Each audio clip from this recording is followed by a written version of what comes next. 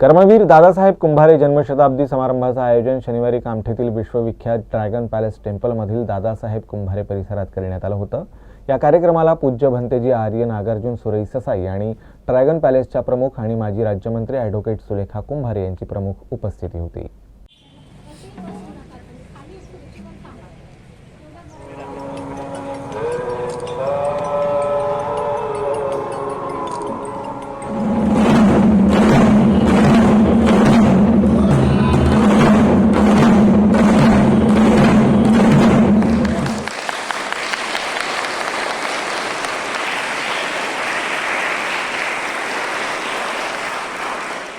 आम्ही शांती मार्चचं आयोजन केलं।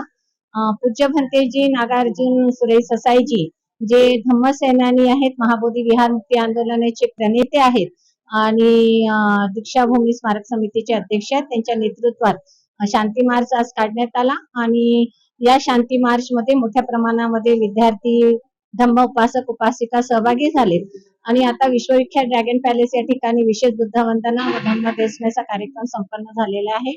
पूज्य भंतेजींनी मार्गदर्शन केल्याप्रमाणे परमपूज्य डॉक्टर बाबासाहेबांना अभिप्रेत असलेला समाज निर्माण करण्याकरिता दादासाहेब कुंभारे यांनी फार मोठं योगदान दिलं होतं। ते कार्य पुढे आपण सर्वांनी नेलं पाहिजे असा जो त्यांनी या ठिकाणी मार्गदर्शन केलं।